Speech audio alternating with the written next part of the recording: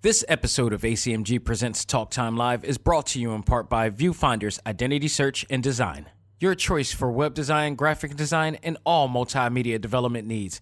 Visit VFISAD.com and let us bring your vision to reality. Hey there, this is Kyle Hebert, the voice of Gohan from Dragon Ball Super, and you are listening to A.C.M.G. Presents Talk Time Live. Excuse me, Gohan, this is more of a narrator type thing. Okay. Just do it more like a, next time on Talk Time Live. Next time on Talk Time Live. Don't quit your day job, Gohan. It's time. Talk time. Let's go.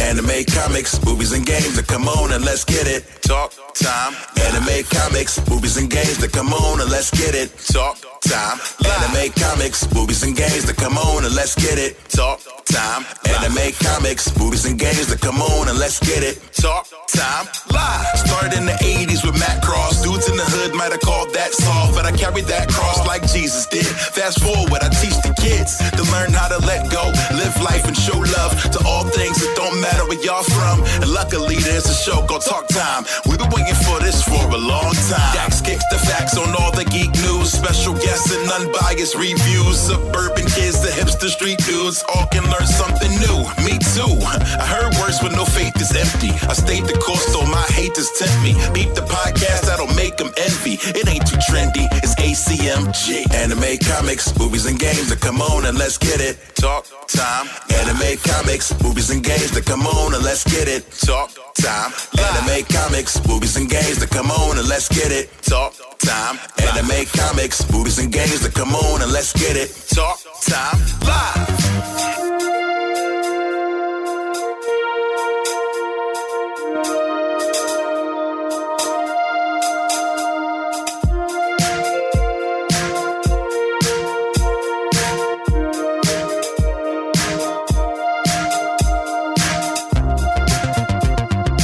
Hello again, everybody. Welcome back to the journal of my life that covers all things anime, comics, movies, and games. This is A.C.M.G. Presents Talk Time Live, the Prime Show. I am your host, Xavier Josiah. We got some really fun things to talk about today. Some news that I want to... Not really. Actually, there's really no news. Unless you want to count Goku maybe possibly getting new powers and all that stuff. I'll maybe talk about that a little bit. But we also have...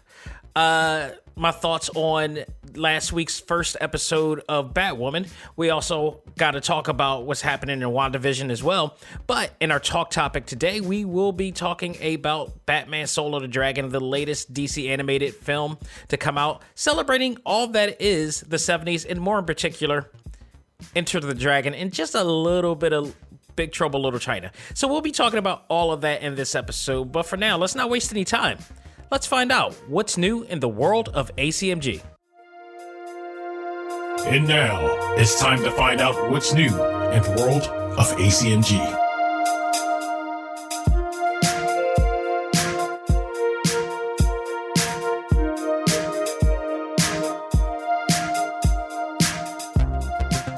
All right, folks, so let's run down the list of really new things that have happened in 2021 so far. Let's start. What can we start? We got a new president now. You know, that's a big deal.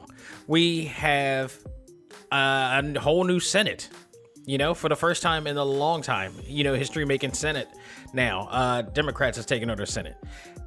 And just last night, Conor McGregor got knocked out by Dustin Poirier. I would say 2020 is definitely being swept away. If not the last 4 years. But even more now, it has been said by comicbook.com, reportedly, and according to them, because they've been keeping up with what's going on in the world of Dragon Ball, Dragon Ball Super is teasing a new power for Goku. In the recent volumes of Shonen Jump, they actually have Goku perfecting his Ultra Instinct. And if you're a Dragon Ball fan, you really shouldn't be surprised at this. I'm not surprised at all, because they keep evolving Goku. And I've said it before, the entire premise of Dragon Ball, of the entire Dragon Ball series and sagas, is evolving. If you look at it, like, you have Goku, who started out as a kid, He became a teenager, and he became an adult, and then he got married, and then he had kids, and then those kids grew up, and then they had kids, and they just keep going. But along the way, Goku keeps evolving his form, his power, and he keeps ever training. So, I mean, the positive to this is always keep evolving, and I've always liked that. But there are times I'm thinking, like, how in the real world, everybody has a limit. Everybody has a limit. I mean, look, Conor McGregor just got knocked out. Now, I know this is not the first time that he lost a fight. He lost to Mayweather. He lost to Nate Diaz. But, you know, I think this may be actually it for him in the sense of he's not going to make the money that he's used to making anymore, and he's already got other ventures going on. So I think this might be it for him in terms of fighting. I don't know. I mean, if he keeps fighting, it's only going to... It happened to a lot of fighters who just kept going. Like Anderson Silva, one of the greatest of all time and one of my all-time favorites. He kept going, and I don't want to say it deterred his legacy, but whenever you got somebody who just keep going, like the Iceman, and they keep losing after this illustrious record and win, you gotta stop, you know.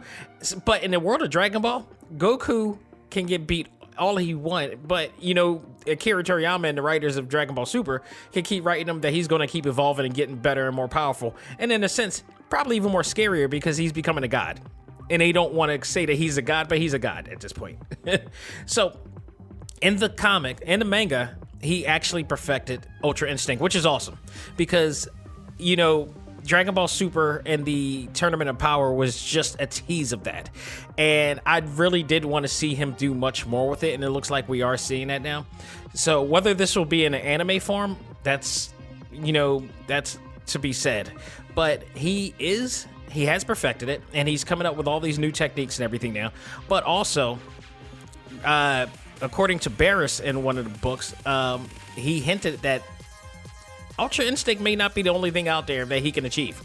So it looks like they're teasing an entirely new power that he's going to be coming, which means also it's going to bring an entirely new threat. So this is very interesting. I got to catch up. I actually do have a subscription to Shonen Jump, and if this is the case, I am interested in seeing where this goes. So do expect me to be talking about this on a later date as I start to venture back into the manga world of Dragon Ball from there. So it's very interesting. Very, very interesting. The other news, speaking of comics, we're going to go to the American side of comics, but also the live action side of it all. I want to talk about the first episode of Batwoman, the season 2 of Batwoman, which technically is just an entire rewrite of the series. And a lot of us was wondering how they were going to do this, how they were going to make this happen, how they were going to change from played by Ruby Rose to this new person, Ryan Wilder, played by Javicia Leslie. How are they going to transition this? What's the story here? You know, because Ruby Rose is not coming back. And it was so evident in this episode. I mean, she was mentioned. Kate Kane was mentioned. Oh, she was mentioned, all right. But, you know, not even a word of her voice or a sight of her, you know, they did show one side of her. And what was it? In the papers or whatever like that, when her father picked up the paper or whatever. But I got to give it to Greg Berlanti and the crew once again, because they managed to dig themselves out of a hole. And unfortunately doing so by killing off Kate Kane in the most craziest way, because you got to think she's only been in the Arrowverse for a season. Also, you got to add on to the fact that she was a part of Crisis on Infinite Earth, and she was a major part of Crisis on Infinite Earth. Like, literally a big, big part. And she went through all of the events of Crisis on Infinite Earth. Like, just cosmic threat. Only to, ironically, die in a plane crash. And legitimately die in a plane crash. I was blown away. Like, we were watching it. I was watching it in the and I was also, we were having our talk time discussion for it on our A.C.M.G Facebook group, and people were shocked. Like, not in a bad way. They weren't disappointed, but like, you had to do something, and didn't know they were going to kill her off or do whatever. It was almost like, yeah, what other way could they have done this? But she died in a plane crash. And reason being for her being on a plane was that she was trying to return the kryptonite stone. And unfortunately, there was a plane crash that happened. She was in there. The only thing that was left was the Batgirl suit. It was a Batwoman suit, which, if you got to think, a lot of people in the group, a lot of our A.C.M.G members was thinking, nobody. No, we can't say she's dead, and there's a lot of truth to that. However, how the hell do you call yourself being not dead, but not also taking the Batwoman costume? Because you would, if you're Kate Kane, and the Kate Kane character is not an idiot. It is absolutely not an idiot. So she would not have left the suit with her. This suit, which, according to everybody in that first episode, made it seem like it was built by Tony Stark, like it made them invincible. No, it's just more like a glorified SWAT suit at best. I mean, it had some tech in there, but like it's not a Stark Industries suit or whatever. But she would have taken that suit. So I think she is actually, well, she has to be, because Kate Kane is not coming back. So, or Ruby Rose, I should say, is not coming back. They went with this. She wound up having the actual suit. She found the suit. She was at the wreckage. And I'm saying she as in Ryan Wilder. Ryan Wilder is portrayed as a person who been through a lot of tough times. She's been an orphan throughout her life. She's been from house to house and place to place, and can never really get in a loving situation and loving family situation with anybody else. She had her mother, who unfortunately was murdered by, of all people, Alice, Kate's sister. So there's the connection there. And when she finds out that Alice was the one doing it, and coincidentally, she's the one that found the Batwoman suit, it became a thing. It definitely became a thing. You had Mary Hamilton, who is still was working with Kate Kane, and you had Luke Fox that were, monitoring Kate through the whole time, and they, found her at a GPS, and they couldn't find her vital signs or whatever like that. So they kind of really put two and two together and saying that she died, and they didn't want to believe it, but it was unfortunately true. When they found and tracked the suit, it was in the hands of Ryan Wilder, who it fit perfectly on. She wasn't trying to get rid of the suit just yet, and she wanted to, get some revenge, wearing the suit and putting on the cape and cowl. What I loved about this, and what really, I think, drawn us into the Ryan Wilder character, is the scene where she kind of gives her like monologue speech as to why she's wearing the suit and why she's not giving it up just yet. And I think at that point in time, it allowed us to really know who Ryan Wilder is. And I loved it because it felt like it was a real moment for her, where she started talking about like how, our community, the black community, has been going through all hell, and, we don't have a hero, and all these different types of things. And the speech was awesome.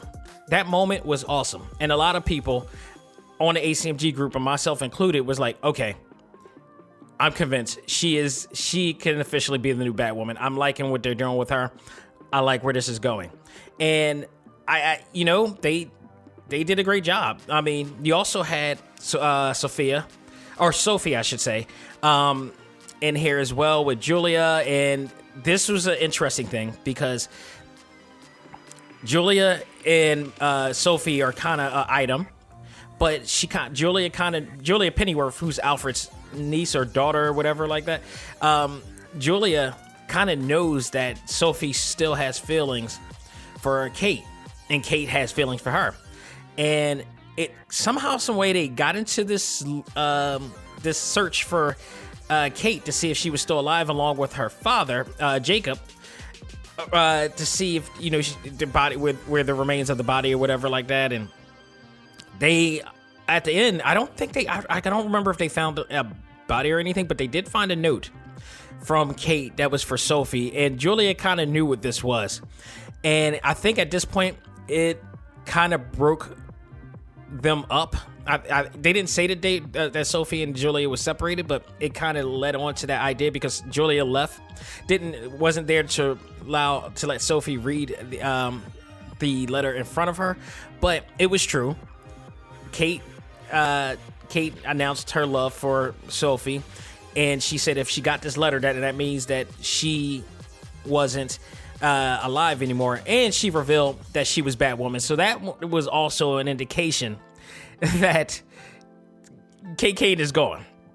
The other one was when Alice met up with her father, Jacob Kane, and also revealed that Kate was Batwoman, and helped him put two and two together. So there's a lot of what this episode did. What is it became a closure to Kate Kane's chapter of her life, and we're gonna start a whole new one. And I thought they did a fantastic job doing this. Credit to all of the writers and the director of this episode. It wasn't perfect. And no stretch, but I think they did a great job. I just thought that the irony of Kate Kane going through all the cosmic hell of Crisis on Infinite Earth and then just dying from just one lowly plane crash, just like, life just sucks in this case. So I enjoyed it very much. I'm still a fan of the series, and I'm even more intrigued now that we have this new character in here and see how she's going to develop this character indeed. So I'm looking forward to it. This is Sunday that you're hearing this from, so tonight is going to be a brand new episode. I can't wait to see the other characters and the new crossover, whatever they're going to make from this, and see how they intertwine with this. We got the new Superman and Lois coming soon. New episode, the last season of Supergirl. We got the Flash coming. Unfortunately, Green Arrow and the Canaries will not be. They canceled that. I think that sucks, unfortunately, but because I was really looking forward to seeing that new cast, which they developed really well during the last season of Arrow. So it's unfortunate, but we'll see what happens with that. We'll see. So other and probably last bit of news I want to talk about right now is my thoughts on WandaVision last week, because things picked up. I mean, picked up. All those impatient people with their short attention span and their short attention society, people. The one thing that we need to do in this new era of our world right now, something that social media is taking away from us, and that is patience. We need to have more patience for stuff like this, because the slow burn is there for a reason. You can't have everything what you want exactly when you want it. You gotta wait for it, and trust me, it rewards. This episode of WandaVision was so awesome. They kind of captured the late 70s TV style. So you got the Brady Bunch deal. It was partly Brady Bunch, partly what was it? It was partly Brady Bunch and partly Partridge Family style. With the colorization. Look, I'm watching it right now on my screen, and damn that Agnes. We're gonna talk about her. We're gonna talk about Agnes, bro. So this one was awesome because if you guys remember, at the end of episode 2, Wanda was miraculously pregnant out of the blue. Like, her name was Sister Mary. And all of a sudden, which a lot of people are, the whole thing is a big tease, because those who read the comic books know that that Scarlet Witch actually has kids, and both of them, they actually the children. Give me a sec, because I know one of them is Wiccan, and yeah, Wiccan is one, which he became an Avenger later on, and it was another one as well. They were twins too. So this episode is clearly talking about the pregnancy, but it's now been revisioned, because if you guys remember, it was in black and white in the last episode and they went colorized, and it was like late 60s, early 70s coloration style of film, of TV sitcoms. And now we have that. And so now it starts off with the doctor trying to see how she became like 4 months pregnant. And not only is she pregnant, but the pregnancy is disrupting her powers here. So that's one of the things that's happening. And at the same time, it is also, it basically is fritzing everything of powers, and it's preparing her to have these kids. She ends up having these kids.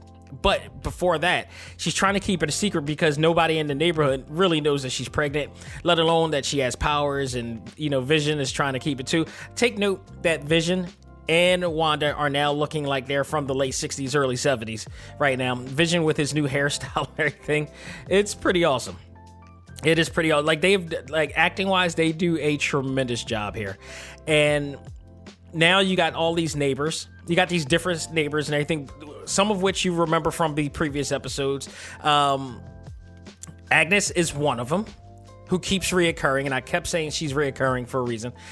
So the premise of this episode is basically to get them to understand why they're pregnant, but also keep it a secret. And then you have Geraldine, who actually is Monica Rambeau, the daughter of the daughter of Carol Danvers' best friend in the Captain Marvel movie, now grown up.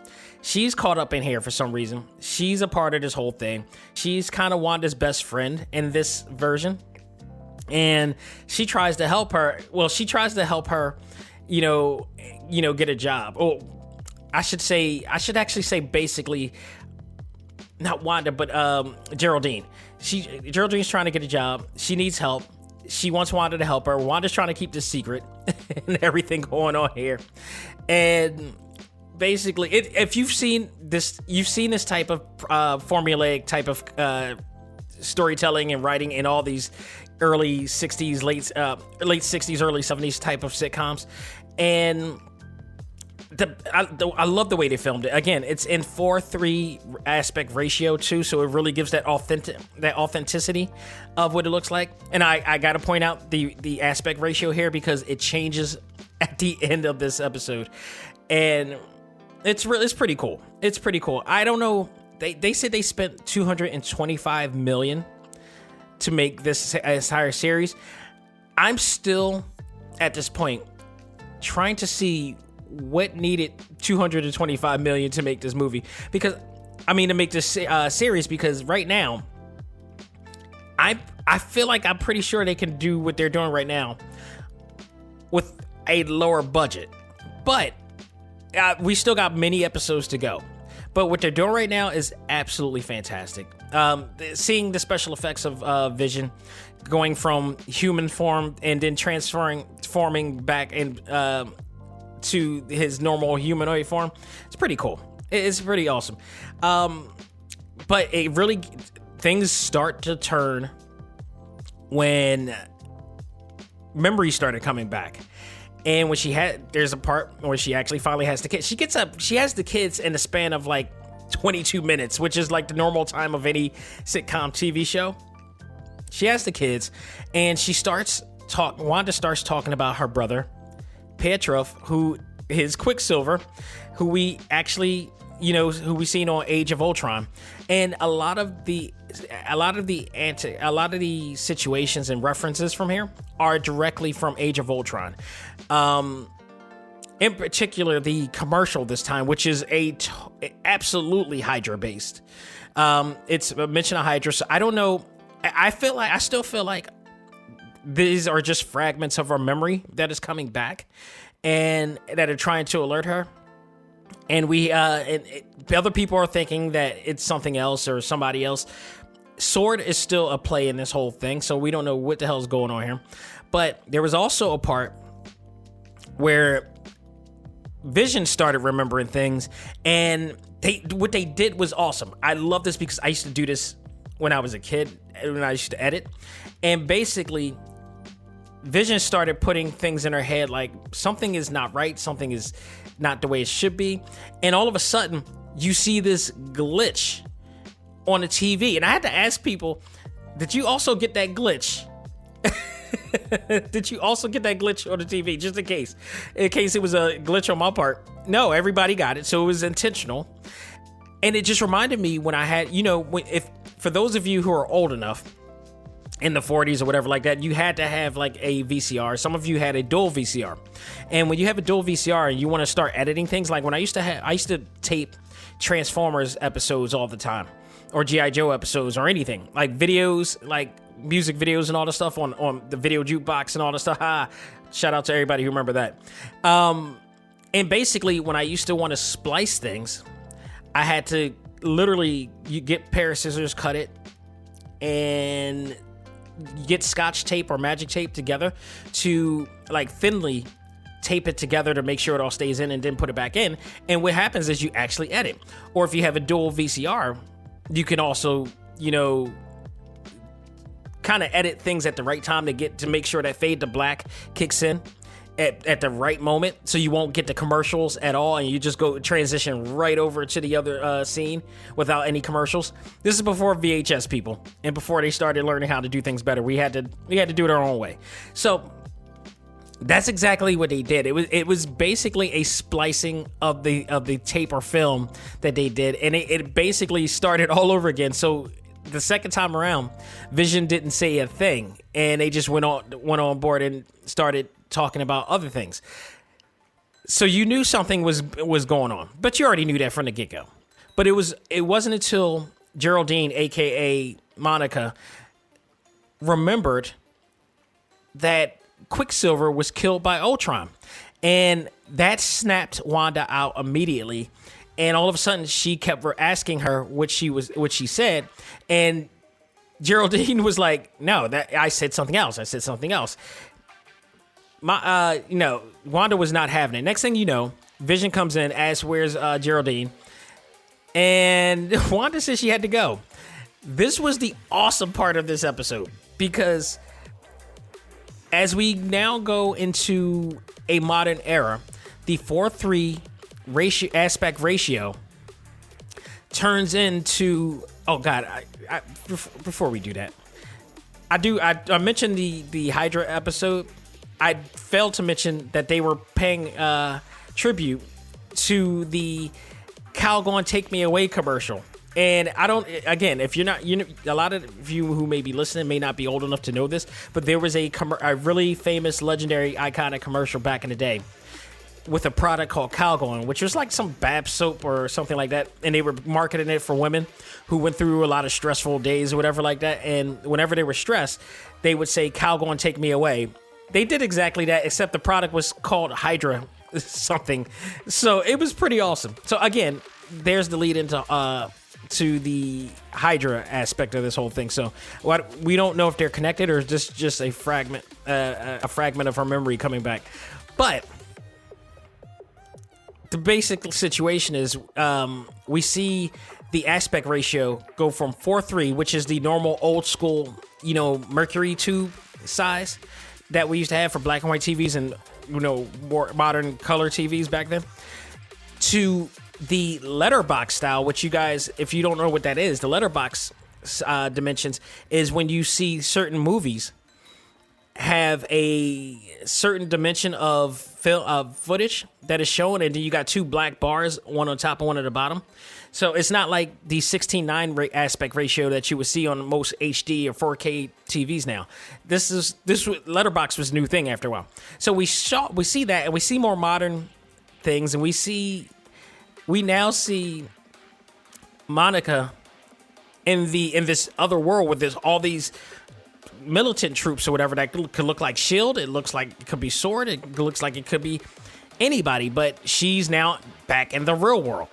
So at this point, they don't really show if Wanda actually understands or knows what's going on. They're leaving that open for the other episodes coming up.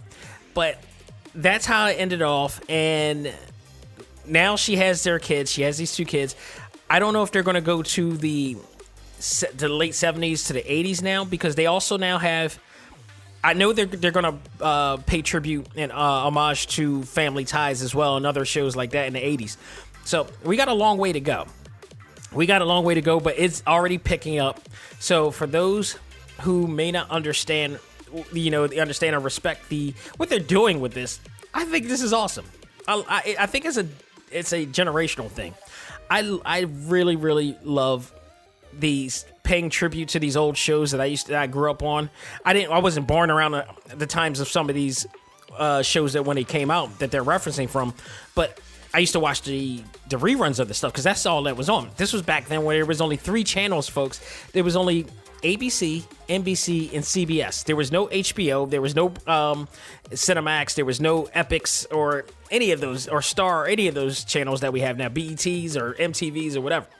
3 channels that lasted from, like, there was no such thing as cable back then. Cable didn't come into, like, way, way, way later. And even then, back then, it was only HBO and a channel that was called Prism. Prism died a long time ago and was defunct a long time ago, and then Showtime came somewhat after and really kind of changed the game from there, and gave HBO something to rival with, because those two had some pretty interesting forms of content, especially if you were a young teenager growing up and had cable in his room after hours. So this episode really picked up on things. Now the episode entitled Now in Color, it's a game changer. I forgot about the Stark. There was the Stark that was actually, in the room, indicating that, it's time to have this kid. And while Wanda was trying to take care of, keep her pregnancy a secret from Monica, even though she was like already she transformed from 4 months to 9 months pregnant at this point. So things were really getting crazy at this point, and I'm so interested in seeing where this is going to turn out to. What part does Agnes play in this? I swear to goodness, I think she's a member of S.W.O.R.D. as well, like a legit member of S.W.O.R.D. Here's the thing. Also, it's because there was one scene I forgot to mention where Vision is outside, and it's Agnes and the tall black guy that was in the black and white episode, now in this episode, but with an afro now. And they're asking as to where Monica is at, and Vision saying she's in the room with Wanda in their house. And why was there any concern? And they were like, oh, because she's new, and they tried to, give Vision a hint that she was kind of weird and strange, and you need to look out for her or whatever like that. So there was a lot to this. There's absolutely a lot to this, man. I love all the episodes that have come so far, because I know there's something bigger coming. A lot of the suspicion, I think it's definitely S.W.O.R.D. from obvious situations. But other people are also thinking, because of the twins in here and everything, because of the ties that are being connected to the new Doctor Strange movie, which is going to cover them in the multiverse, and she's going to be a part of that. A lot of people are aiming at the name of Mephisto, and that's very interesting, because there was a storyline quite similar to this going on right here that involved Mephisto and involved the kids and whatnot. Here's my take on it, and they could be right. I don't think that's the case, because they added S.W.O.R.D. into this, and S.W.O.R.D. is being asked and mentioned so much, and even Monica, when Wanda started questioning her, had the S.W.O.R.D. logo as a pendant in her neck. I don't think Mephisto's a part of this, at least not this. He could very well be something in the new Doctor Strange movie that's coming up. But that also, you got Baron Mordo, who's going to be back in that series too. So I don't know how that's going to play as well. So I think S.W.O.R.D. is the big catalyst of this whole thing. I think they're the big focus of this. I think that Agnes, maybe, Abigail Brand, who is, I believe, the leader of S.W.O.R.D. I think she's much bigger than what she's leading on to be in this, and she's expected to be in every episode, virtually every episode up till at least to the end. And it's going to be very interesting how Monica plays in this as well. So I don't think the kids are real. I don't think Vision is real. That's just my take. I think she's envisioning all of this. And unfortunately, it'll be cool if they could factor Vision in to come back. I think we're in for a heartbreak. I think we're in for a huge heartbreak. That's why I don't want to make suggestions. I want to be wrong in a way that these kids are real and Vision is real as well. I don't think that is the case because you don't have kids rapidly the way it is happening here. So it just happened. And how Marvel Studios have done what they've done up to this point, it would be really interesting to add Mephisto in this in such a weird fashion. So, but we'll see. I mean, I would never discount the Marvel Studios from bringing in anybody because they've done it greatly in here. So, we'll see for now. But I 3 episodes in, I am still excited about what's going on here, and I am looking forward to seeing what's really going on. The tease is real. The tease is so real. So, who we got? 9 episodes, and we got 6 more to go. I hate the fact that they're a half hour because it's just such a tease. It is such a tease. So, folks, that will do it for what's new in the world of A.C.M.G. We're going to take a break, come back, and review the latest DC animated movie entitled Batman Soul of the Dragon. If you are a 70s fan of 70s flicks and blaxploitations and a fan of Bruce Lee and Enter the Dragon, you're going to love this. We'll talk about that right after this. Ladies and gentlemen, this is Dak Xavier Josiah, the host of A.C.M.G. Presents Talk Time Live, the podcast. You want to catch up with all of our podcast shows and hear from some of the hottest names in all of anime, comics, movies, and games, such as... This is Miley Flanagan, the voice of Naruto. This is Stephanie Shea, the voice of Sailor Moon. This is Ruben Langdon, voice of Ken Masters and Dante from Devil May Cry. Hey there, this is Kyle Hebert, the voice of Ryu from Street Fighter V. This is Chris Battle, character designer of Teen Titans Go. Here's your chance to check out all of that and more on TalkTimeLive.com. TalkTimeLive.com provides all of our ACMG content with new and previous episodes, exclusive interviews, articles, and much more. Visit TalkTimeLive.com and let us help you learn to let go, live life, and love all things ACMG. Talk Time Live. This is Chris Battle, character designer of Teen Titans Go, and you are listening to ACMG Presents Talk Time Live. Do it. And now it's time for our talk topic of the week. Ready? Play!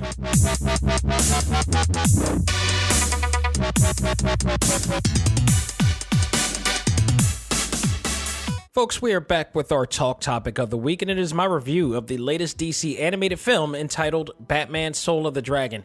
Animated movie, I should say, that if you are a person of my age or even older, you will appreciate this the same way you will appreciate watching everything that they're doing with WandaVision. And there seems to be a retro theme to this episode, this talk time episode today. And I didn't really put 2 and 2 together talking about WandaVision. Now I'm talking about Batman Soul of the Dragon. But there is a huge retro aspect to this movie, and that is it's actually based around the 70s. And with that, you get the 70s style of filming, and which includes a lot of 70s style music and themes and the old campy martial arts, style of filming and stuff, but not really in a sense of campiness when I talk about it, because not all martial arts films in the 70s were great, but not all of them were bad either.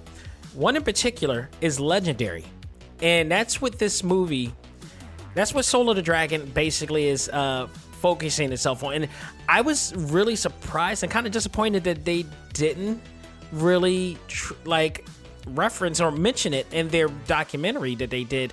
If you bought the digital version, or if you bought the DVD version, which is, I believe, coming out in the 26th. I got the digital version on iTunes. They have the extras where they show they talk about some of the influences that they have, and I'll talk about that a little bit more in detail later on. But they never mention. They mentioned them Enter the Dragon, but not the person behind it, and that's like Robert Close. Robert Close directed Enter the Dragon, and Michael Allen written it. And if you've ever watched Bruce Lee's Enter the Dragon, which is absolutely iconic and legendary for so many reasons, and this And Soul of the Dragon really captures on a lot of that by some of the characters that they created were made to look like some of the characters from Enter the Dragon. But they never mention the name of Robert Close and how he put that movie together. Because in this movie, Soul of the Dragon, first of all, let's go with the storyline here, and I'll read it off from IMDb because they say it a lot better than I could probably describe it right now. Batman, Bronze Tiger, Lady Shiva, and Richard Dragon joins forces when they come to realize that they share a common acquaintance. The martial arts master, I should say, that trained them has been missing for a number of years under the mysterious circumstances. Under mysterious circumstances that they mention in the movie. When a cursed relic resurfaces, the mystery of their dead master reopens, and Batman and his former classmates must face off against the ultimate test of their martial arts skills to kill and gain control of the dangerous relic. So, how they filmed this? They filmed this in almost exactly the way that it was filmed to Enter the Dragon. You got every character that are coming together. Well, if you remember, Enter the Dragon was based on Bruce Lee going in and entering this tournament to find out the whereabouts of Han's evil, deeds or whatever like that. Like everything that he was doing from drug trafficking and all this stuff, it was always believed. But he's in an island where the laws don't matter to them. So he's distanced from an island, and they needed somebody to go in there to infiltrate all of that to make sure so Interpol can come in and, get it and arrest him for all of the stuff that he's been doing. Bruce Lee was their man. This one had different. This one was kind of similar in a way that you had Richard Dragon. Richard Dragon, by the way, in the comics, I believe, is a villain. Like a lot of the characters that they have working with Bruce in here is a villain. I believe I never known about Lady Shiva, but Bronze Tiger, absolutely. Bronze Tiger, who is played by, once again, Michael Jai White, who has played Bronze Tiger in Arrow. So he's reprising his role on there, but playing sort of a 70s version of that character this time around. So you got Richard Dragon, who also is a character that was in Arrow, but as one of the major bad guys of one of the seasons. Really, really a good villain in that series as well. But he's now good. All of these guys are good guys. So, like, working with Bruce Wayne in this case, because they all were trained by the same master. As I mentioned on the storyline of this, they all meet up. Richard Dragon meets up with Bruce, but it leads into a flashback, and this is the part where kind of the tribute is being paid to how Robert Close is actually filmed, because in Enter the Dragon they have these flashbacks too, and every time, like say Jim Kelly meets up with Jim Kelly plays Williams on Enter the Dragon, meets up with Roper, who are supposed to be best friends, and they kind of had these flashback moments that gives you a backstory of why these people are together and all this stuff right here, and it really plays out really well. They do the same thing here to that. So I was really surprised that, like, when I watched the Batman Raw Groove documentary, they never mentioned it. And again, I'll go into detail with that. Then you have Mark Dukakis, who this dude is awesome. He's played in so many great movies. He was on John Wick 3. He also was Jimmy Lee on Double Dragon. I should point that out. You got to go through it to get to the better. He also played in Hawaii Five-0 for those who are fans of that series. He does really well as Richard Dragon here, and I thought he did a great job here. Kelly Hu also has been known to play on Arrow as well. So you got like 3 Arrow, characters in here as well.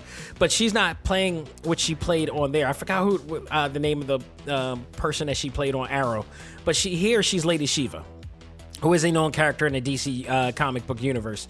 So you have that. You also got the legendary James Hong playing O-Sensei, who is the teacher who is training Bruce, Richard, Lady Shiva, Ben, Jade, and Rip Jagger. Jade, played by Jamie Chung, who is just absolutely awesome. I love her and everything she's in. Again, the first time I ever saw her was Chi-Chi on... She was Chi-Chi on Dragon Ball Evolution, and I think she was the only thing that was worth watching on that movie at all. But she played in a ton of other movies as well and TV shows, including Lovecraft Country, which she did absolutely awesome in that movie. I'm sorry, TV show. And I always switch between the two. Freudian slip. But, you know, she was in there as well. You got Chris Cox, who played Rip Jagger, who is another DC character. He's the what do they call him, the judo master in the DC universe. Absurd. One of like DC Comics' most absurd characters. I can say the least on that one. I guess he was supposed to be like their version of Iron Fist. I don't know who came first, but the costume that he had compared to Iron Fist costume, Iron Fist blows him out of the water in terms of fashion, if you will. Nah. I'm saying this. Iron Fist's costume wasn't nothing to snare at either, but if you compare the two together, like Iron Fist wins on that note. So you had him in there, and just a whole bunch of other really cool characters. Grey Griffin played Lady Eve in here, which was awesome, and she was also played the prostitute in there as well. Oh, jeez, I swear to goodness, They really did a really great job with this. Patrick Seas played King Snake in the nightclub bouncer. Now, the nightclub bouncer, this was interesting. The nightclub bouncer was made to look like exactly like the character O'Hara in Enter the Dragon, played by Robert Wall. So that was a bit of a tribute there. I love that character in that movie. So the bouncer was awesome there. So, but you had all these other great characters here. The Cobra Cult, which is also a group, a sort of a Hydra-like group that was in the DC universe, probably like a small, minor team and group in that comic book series, was in here, was the main antagonist in this whole entire thing. So that was basically the means of their journey to try to stop them from taking the sword that was given to Lady Shiva and this whole entire thing. So they're on this journey, and they go through all of the cliche formulaic things that you would ever see at every 70s action film or martial arts film or whatever like that. It was pretty cool. And what was also cool too is that the main characters were all diverse. You had Bruce, who was Caucasian. You had Richard Dragon, in this case, who was Asian. Lady Shiva, Asian. Ben Turner, a.k.a. Bronze Tiger, who was black. And you had Rip Jagger, I believe, was white too. But Jade was like, so you had a multiple mix of group. No, they didn't have more than just one black person, unfortunately. But it was really well-rounded, I would say, in this one. But it played to exactly what the theme of the movie does, because it was always one black person in a film that was supposed to be a white antagonist in here too. But I thought they balanced it pretty well. A lot of cool things going on in this movie. I think the other thing that I didn't realize that they also paid tribute to as well, because Bruce Timm, whose fingerprints is all over this entire thing. He mentioned that they were paying homage to Enter the Dragon and a movie that I'm probably the only person that didn't really like, but understand why people liked it at the time. Big Trouble in Little China. So you do see like hybrid aspects of both movies in there, because you got the over the top situations and spiritualities and mysticisms of Big Trouble in Little China, but you also have the martial arts virtuous type of storytelling of Enter the Dragon in here as well. And they managed to mix and mash them together very fluidly to create something really cool and fun. You know, taking out the only thing, for those who don't know, and for those of you who are probably listening to this right now who've never heard me say this, I was not a fan. I watched Big Trouble in Little China, and I was not a fan of that movie. And of course, I looked at it. I never saw it when I was a kid. I saw Big Trouble in Little China no more than like maybe 3 years ago. So I'm seeing it from modern day eyes. I'm seeing the narrative. I'm seeing the character development and everything from it. And I watched it, and I'm like, I don't understand the premise of what's going on. Nothing is making sense. The only thing that I think people were actually digging at the time, because it was so new, Big Trouble in Little China, as campy as it is and corny as it could be, it provided an entire nuance of filmmaking that I think nobody at that time has ever seen before. You had, which also a lot of it inspired Raiden from Mortal Kombat as well, because you had that martial arts master who was projecting electricity or lightning from his hands or whatever like that, and he had the traditional hat that Raiden wears, and that's all people remembered about that. They never talked about the storytelling, the dialogue, anything about it. They only talk about the special effects and over-the-top spectacle that this movie was. But if you take the goggles off, this movie it was not a good movie. It's the only movie that I feel deserves a reboot, an absolute reboot, man, because I think that this is a movie that can be done better and be appreciated better. It was always rumored that they were going to do this. It's still, of course, we don't know if it's ever going to be done or if it's going to be done like anytime soon, especially due with everything with COVID and everything. But I would love for them to reboot this. If anything that needs rebooting, I think this is the only thing that I felt that needs rebooting. But what they took out of that, they managed to use all the mysticism and spectacle of Big Trouble in Little China, bring it into this film, but use it with a better storyline, better character development, better dialogue, everything. It's just so much better. And I thought they did a great job with this. All of the performances and everything was done well. I loved everything about it. Watched it twice so far, and I thought it was greatly done. I thought it was absolutely greatly done here. So if you have not seen this movie, and by the way, I definitely thought that this was better than Death in the Family.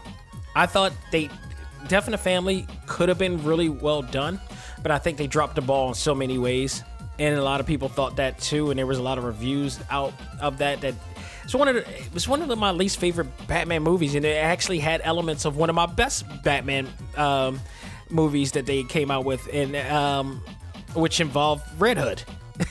So it was like one of those things that didn't need to happen.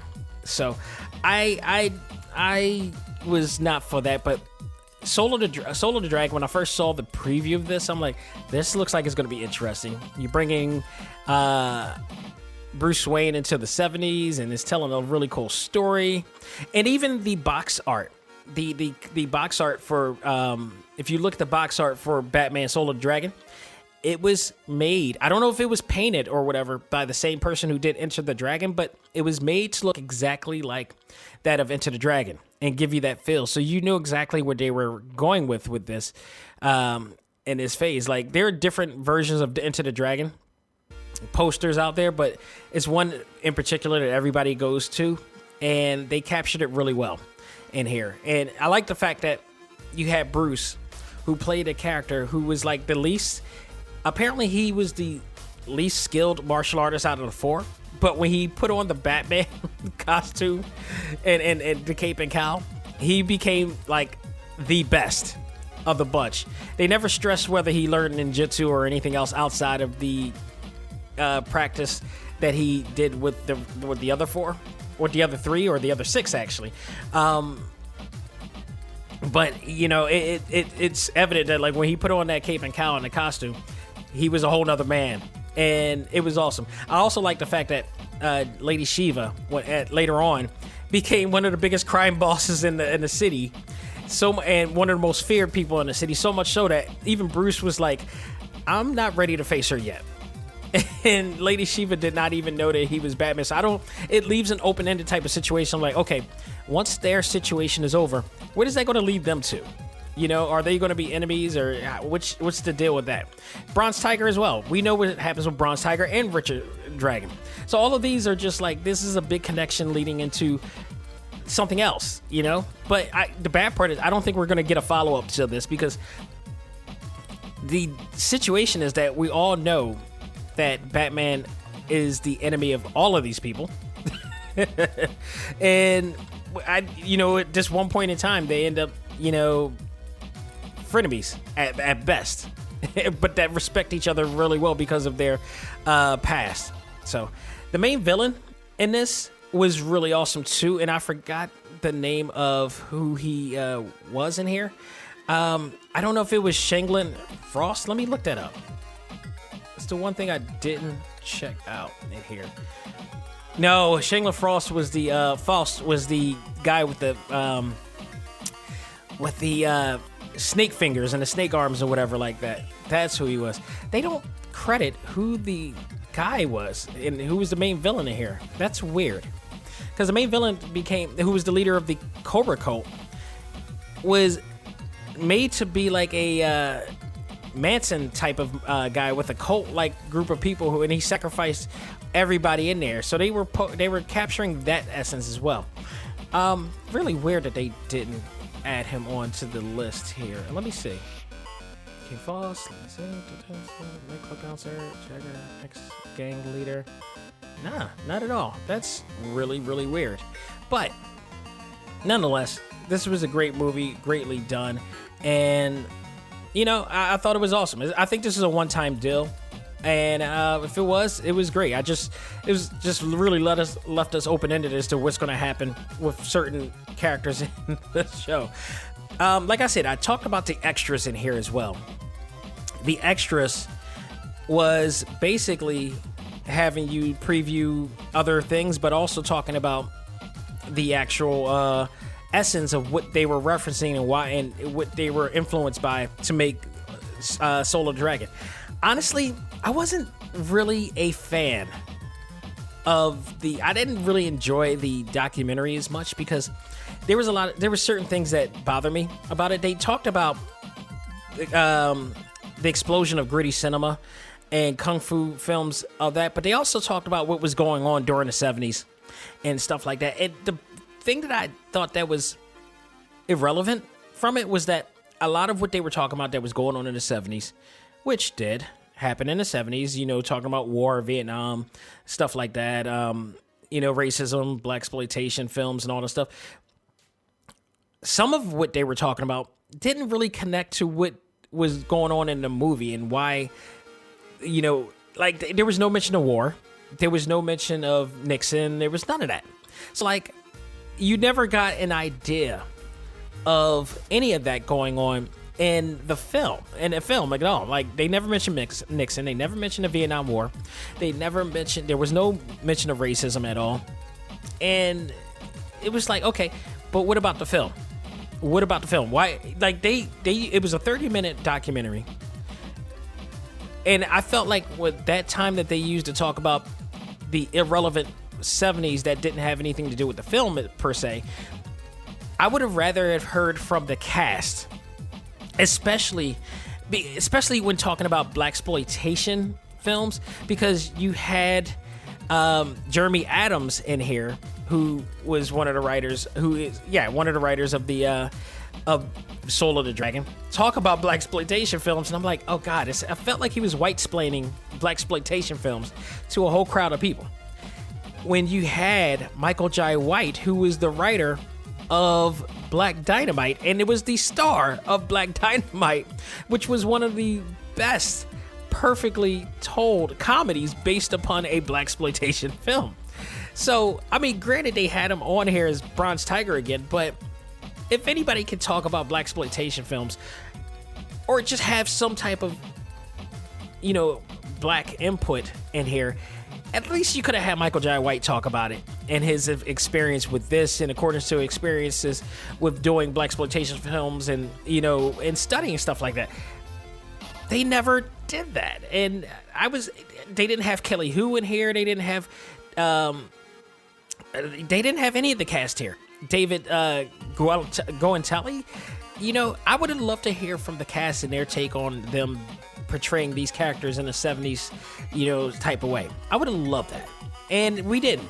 We got all of the people. We got Bruce Timm. We got, Jeremy Adams talking about, what was going on in the 70s. It's like, okay, that's kind of cool, but in a sense not, because they never really connected what that part of the 70s had to do with their movie. And it really didn't have anything to do, in my opinion.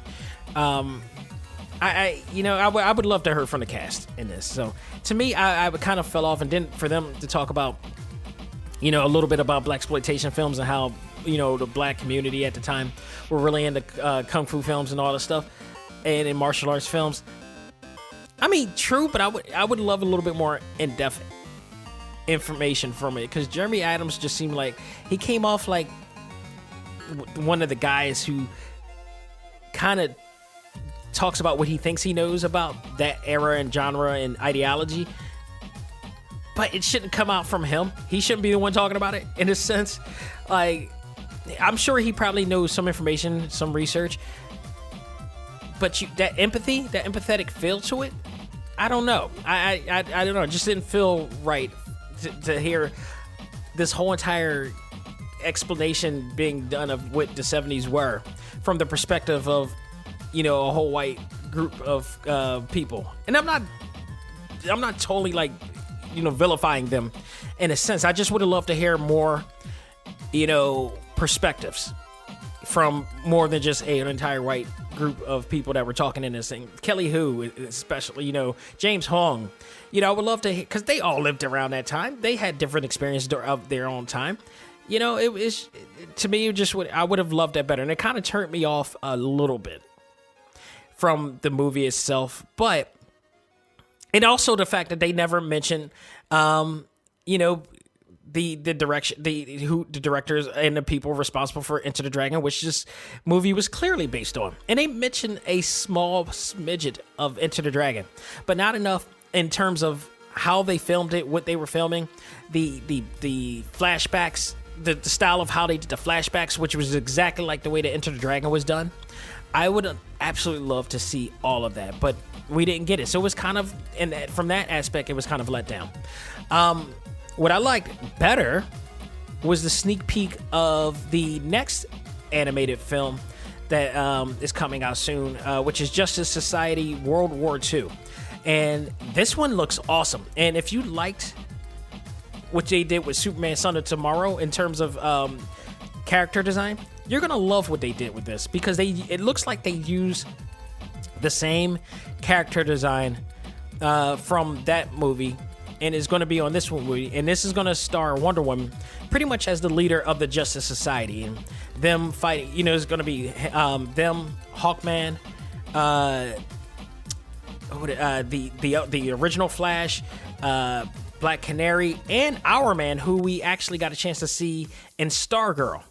So this is going to be pretty awesome. I'm liking where this is going, and I'm looking forward to it. It looks awesome. They didn't say when it was coming out, but they had it was like a 9-minute sneak preview of what to expect and everything, and what was going on in that time. So, I love it. But in terms, as far as Batman Solo the Dragon, if I give this a grade, gotta give it an A.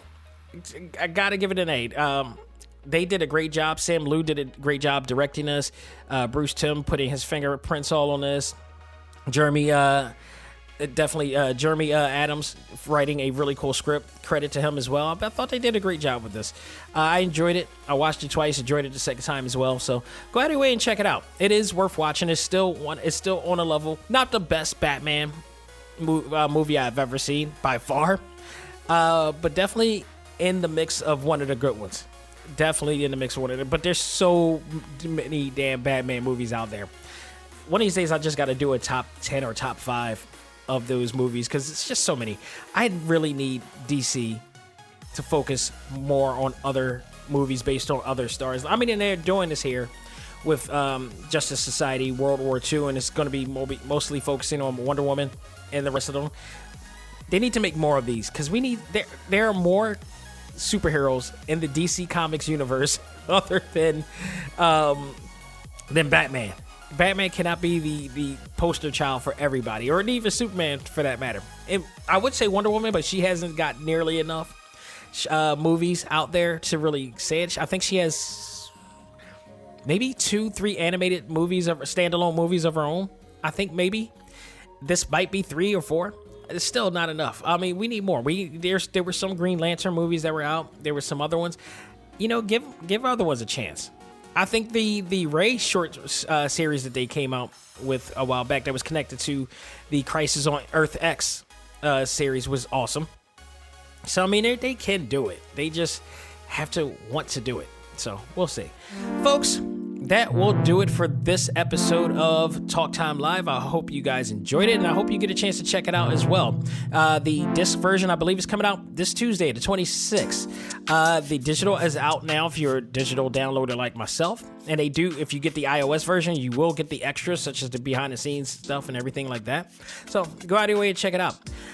Speaking of the 26th, you know what else comes out that day?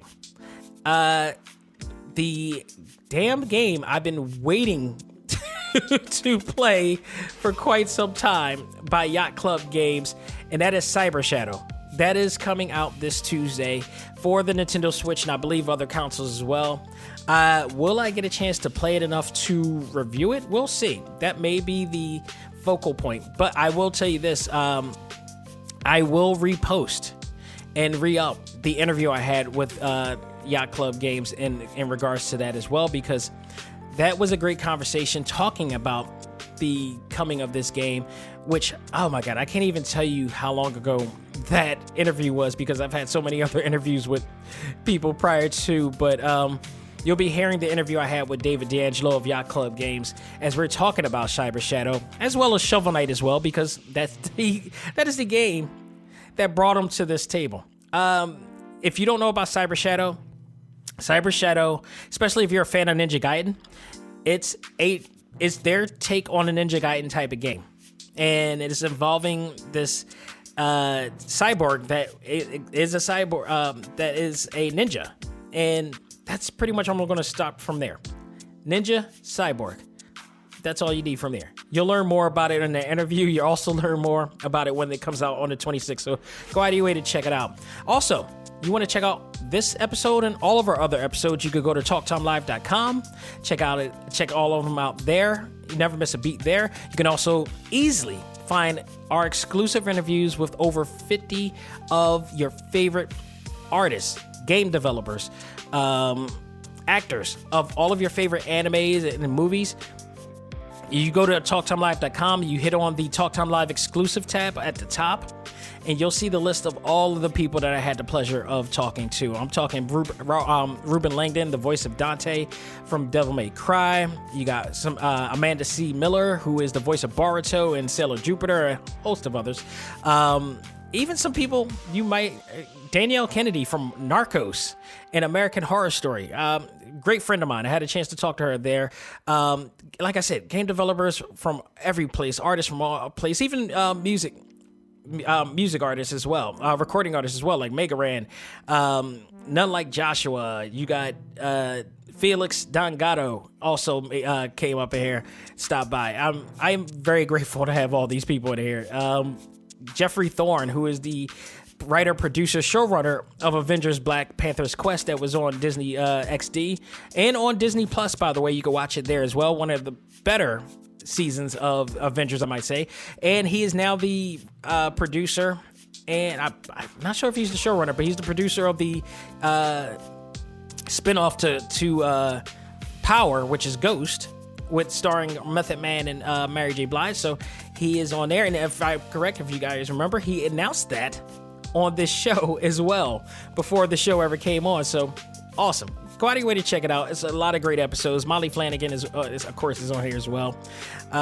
Just a lot of great people. Chris Battle, the Teen Titans Go character designer, the guy responsible for those really hilarious super deformed character designs that you see on Teen Titans Go. He's the guy from there as well. So tons of different interviews for you to check out and enjoy there. And they're free. They're all free. So you can go check it out there. And if you're an aspiring actor, artist, game developer, Why not check out the Talk Time Live exclusive interviews there? You will not miss a beat there. So you could go there. And if you want to subscribe and download and never miss a beat, you could also go to all of the top podcast platforms such as Spotify, iHeartRadio, Apple Podcasts, Google Podcasts, Stitcher, Podbean, TuneIn, Audible now, as well as Pocket Cast and Pandora. All there for you. Never miss a beat there. So, folks, thank you again. And thank you for being a part of this journey of mine and this, and just enjoying everything that I have to put out for there. And, God, you never know who's coming next. And I keep saying that only because I'm working on some really interesting people to come on this show this year. Some people that have never been on Talk Time Live before. And fingers crossed, they're coming. So, folks, thank you. And I hope that you all be safe and continue to be safe out there. So that'll do it for me. On behalf of myself, this is Dak Xavier Josiah saying, learn to let go, live life, and love all things anime, comics, movies, and games. This is A.C.M.G. presents Talk Time Live. I am out of here. Take care and have a great day.